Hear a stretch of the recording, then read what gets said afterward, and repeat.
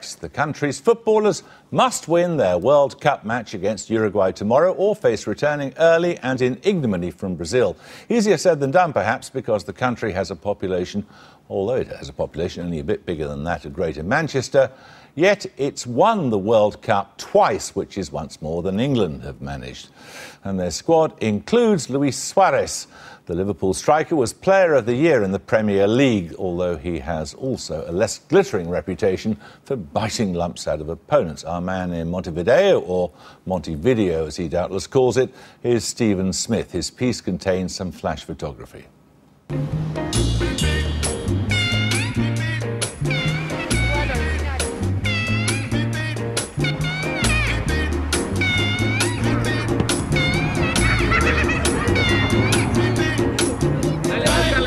It's not quite World Cup fever here in Uruguay. World Cup bit of a high temperature, more like. It's not that Uruguayans are indifferent, far from it. But like English fans, they've seen their team lose the opening match of the tournament. Tomorrow is do or die. And a lot rests on Liverpool's Luis Suarez, gifted but controversial, who seems to embody the national football philosophy, la garra charrua, guts, ferocity, fighting spirit. Newsnight dropped in on a typical Montevideo office to gauge the mood. Por eso, contratamos a Luis Suarez. Luisito es un buen trabajador. This ad for a finance company revels in Suarez's bad boy image. His hyper-competitiveness, even his habit of diving.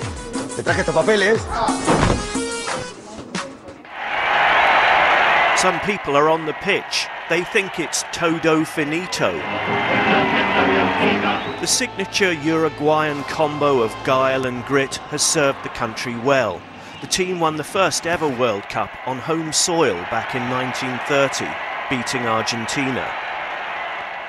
The old Centenary Stadium has seen better days. You see the replica of the Jules Rimet? The man who tends the museum here needs little prompting, though, to recite the Uruguayan Roll of Honour. In a portent which Newsnight doesn't fully understand, he shares a name with the England skipper. Uruguay won the 15 times the American Cup, 2 Olympic Games, 2 World Cups. I can't explain. It's a miracle. Football is just your life. We asked a young sports analyst to account for this success in a country of just over 3 million people. It's like a religion we have. It's a feeling we have since the very little kid. We are born with football. I mean, the first gift you got when you're a boy, and it's a ball. Ahí va. Paseásela hacia Mateo. Dale, yes, arriba, these arriba, are the arriba, deceptively charming Dale. tots Dale, who Leandro. grow up to put their opponents on the back foot. As young as 4 and 5, they're encouraged to play for fun, at least at first. A generation or so ago, this football nursery produced a certain Suarez L, and this is the man who discovered him. What was it about him that made him special? He was fast, very fast. He scored a lot of goals and would dribble past everyone and then score. How did you help Suarez develop? I taught him how to dribble and to pass the ball to his teammates. Players have to learn to pass to each other. In the beginning, he was a bit too individual, but as he went through the system, he grew as a player. You weren't responsible for teaching him the biting as well, were you? No. The training ground of Uruguay's top club, Nacional, where Suarez came as a teenager. It's Spartan by the standards that players at Chelsea or Manchester City are used to, but for a time it was home for the rookie. How often have you heard it said of some future superstar of the game that he lived, ate and slept football? Well, that was pretty much literally the case for the young Luis Suarez here in his digs at the Club Nacional. He could tuck up and dream of international stardom beneath his team's own coverlet. As well as Suarez's huge talent, there were discipline issues. It's claimed he once headbutted a referee. It's not really like that. He burst out from between 2 or 3 players and collided with the referee head-on. So while you could say he was a bit wound up about the way the match was going, the actual collision was just an accident. At all events, Suarez was given a red card. Perhaps only in Uruguay could a youthful ban like that be linked to a gunman attempting a hit on an investigative journalist, Ricardo Gabito. There's no suggestion that Luis Suarez himself was involved in any crime. This incident resulted in the referee making a formal complaint with his union and the Uruguayan Football Association. Because of this, the president of Uruguayan Youth Football tried to cover up Suarez's behaviour. 11 days after this complaint, I was shot on my doorstep.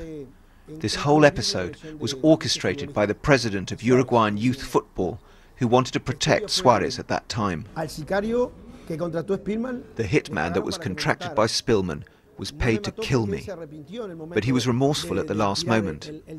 When he pointed his gun at my head, he changed his mind and shot me in the leg. The gunman was convicted and sent to prison over the failed hit, as was the soccer official who paid for it. To quote Bill Shankly's old adage, in Uruguay, football's not a matter of life and death, it's more important than that. But what of the mercurial Suarez himself? I finally tracked him down to the British ambassador's residence at a reception for the Queen's birthday. What perfidy is this? There's massive emotion here about the game. There's a great expectation. And I think if the game can be really played well, a clean game and exciting with lots of goals, then I think whatever the result, we'll be able to live with it. And you want England to win? I want England to win. You're allowed to say that, are you? I don't know whether I'm allowed to say that, but I want England to win. Good for you. Soon the talking will stop about who's the best team on paper, or even cardboard, and once glittering careers may enter a new phase. Steve Smith. Well, that's it. In the tradition of deranged news anchors, I ought to ask you all to go to your windows, throw them up and scream, "I'm mad as hell and I'm not going to take it anymore." But this is England, so I'll just say thank you for watching Newsnight. I hope you continue to enjoy it. Good night and goodbye. I'd like to build the world a home and furnish it with love. Grow apple trees and honey bees and snow white turtle doves. I'd like to teach the world to